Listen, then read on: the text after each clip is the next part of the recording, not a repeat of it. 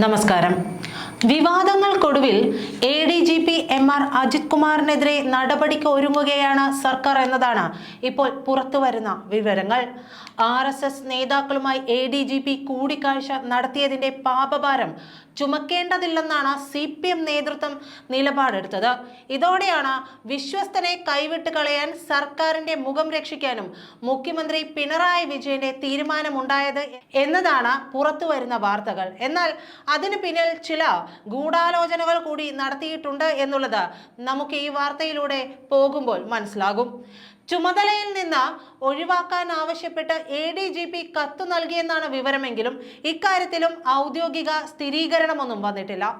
വൈകാതെ ക്രമസമാധാന ചുമതലയിൽ നിന്ന് ഒഴിവാക്കി അജിത് കുമാർ അവധിയിൽ പ്രവേശിച്ചു കഴിഞ്ഞു വരുമ്പോൾ പുതിയ സ്ഥാനമേൽപ്പിക്കുന്ന വിധത്തിലുള്ള ക്രമീകരണമാണ് പിണറായി ആലോചിക്കുന്നത്. ഇവിടെയാണ് ആ ട്വിസ്റ്റ് വരുന്നത്. PV അൻവറിന്റെ വെളിപ്പെടുത്തലിൽ DGPയുടെ നേതൃത്വത്തിലുള്ള സംഘം ഇതിനിടെ അന്വേഷണ റിപ്പോർട്ട് നൽകിയാൽ അതനുസരിച്ചാവും തുടർ നടപടി എന്നൊക്കെ പറയുന്നു. തൃശൂരിൽ BJPയുമായി ഒത്തുകളിച്ചെന്ന പ്രതിപക്ഷ ആരോപണത്തെ രാഷ്ട്രീയമായി ചെറുക്കാനാണ് CPMന്റെ തീരുമാനം. അതുകൊണ്ടാണ് PB അംഗങ്ങൾ ഉൾപ്പെടെയുള്ള നേതാക്കൾ പ്രതിപക്ഷത്തെ കടന്നാക്രമിച്ചത്. അതേസമയം ADGP RSS നേതാക്കളെ കണ്ട പ്രശ്നത്തിൽ അങ്ങനെയൊരു നിലപാട് എടുക്കേണ്ടെന്നതാണ് നേതാക്കൾക്കിടയിലെ ധാരണ. രാഷ്ട്രീയ പ്രതിസന്ധി സൃഷ്ടിച്ച ഈ പ്രശ്നത്തിൽ തീരുമാനം മുഖ്യമന്ത്രിക്ക് വിട്ടിരിക്കുകയാണ്. അങ്ങനെ അങ്ങ് മുഖ്യമന്ത്രി തന്റെ വിശ്വസ്തനെ കൈവിടുമോ? അതില്ല എന്നുള്ളത് എല്ലാവർക്കും അറിയാം. ADGP MR അജിത് കുമാർ എന്തിനു വേണ്ടിയാണ് ഈ കളികൾ കളിച്ചതെന്ന കാര്യവും തിരിച്ചറിയേണ്ടതുണ്ട്. അജിത് കുമാർ വിചാരിച്ച രീതിയിലേക്ക് കൂടി ഈ പ്രശ്നത്തിലൂടെ കാര്യങ്ങൾ എത്തിച്ചേരുകയാണ്.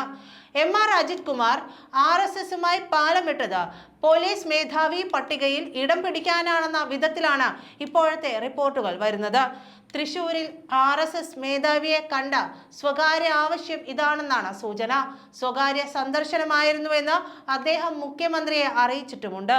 എന്നാൽ കോവളത്ത് വെച്ച 2 പ്രാവശ്യം RSS നേതാവിനെ കണ്ടതിന് പിന്നിലെ ലക്ഷ്യം വേറെയാണെന്ന സംശയവും ഉയരുന്നുണ്ടായിരുന്നു. സുഹൃത്തെന്ന അജിത് കുമാർ വിശേഷിപ്പിക്കുന്ന ആളെ കൂടാതെ മറ്റ് 2 പേർ കൂടി ഉണ്ടായിരുന്നതായും സൂചനയുണ്ട്. ഇടത് സർക്കാരുമായി അടുപ്പമുണ്ടായിരുന്ന ടോമിൻ തച്ചങ്കേരിക്കുണ്ടായത് തനിക്ക് സംഭവിക്കരുതെന്ന ഉദ്ദേശത്തോടെയാണ് അജിത് കേന്ദ്ര ബന്ധത്തിന് ശ്രമം തുടങ്ങിയത്.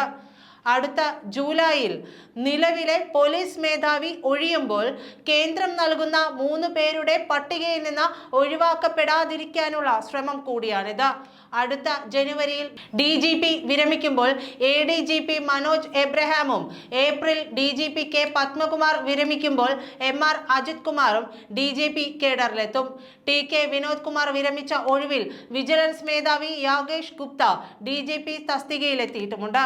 മനോജ് എബ്രഹാമിനും യോഗേഷ് ഗുപ്തയ്ക്കും അജിത് കുമാറിനേക്കാൾ സർവീസ് ഉണ്ട്.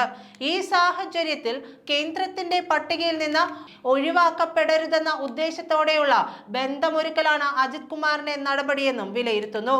30 വർഷം പൂർത്തിയാക്കിയവരുടെ പട്ടികയാണ് പോലീസ് മേധാവി നിയമനത്തിനായി കേന്ദ്രത്തിന് സമർപ്പിക്കുക. 6 മാസത്തിൽ കൂടുതൽ സർവീസ് ശേഷിക്കുകയും വേണം. കേന്ദ്രം വിവിധ പരിശോധനകൾ നടത്തിയാണ് 3 പേരുടെ പട്ടിക സംസ്ഥാനത്തിന് മടക്കി നൽകുന്നത്.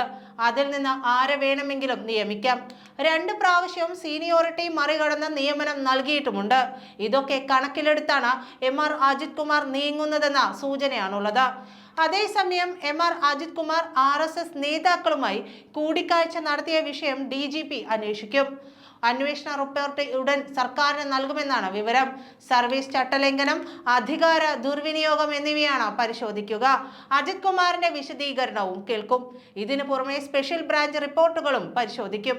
തിരുവനന്തപുരത്ത് വെച്ച് രാം മാധവനെയും തൃശൂരിൽ വെച്ച് ദത്താത്രേയ ഹൊസബളയെയും ഏത് സാഹചര്യത്തിലാണ് അജിത് കുമാർ കണ്ടത്? സന്ദർശനം എന്തിനു വേണ്ടിയായിരുന്നു? ഔദ്യോഗിക സ്വഭാവം ഉണ്ടായിരുന്നോ? വ്യക്തിപരമായിരുന്നോ? സർവീസ് ചട്ടലംഘനം നടന്നിട്ടുണ്ടോ? തുടങ്ങിയ കാര്യങ്ങളാണ് പരിശോധിക്കുന്നത്. അന്വേഷണത്തിൽ വീഴ്ച കണ്ടെത്തിയാൽ MR അജിത് കുമാറിനെ ചുമതലയിൽ നിന്ന് മാറ്റി നിർത്താനാണ് തീരുമാനമെന്നും പറയുന്നു. വേഗത്തിൽ തന്നെ അന്വേഷണം പൂർത്തിയാക്കി റിപ്പോർട്ട് സമർപ്പിക്കുമെന്നാണ് വിവരം. നന്ദി.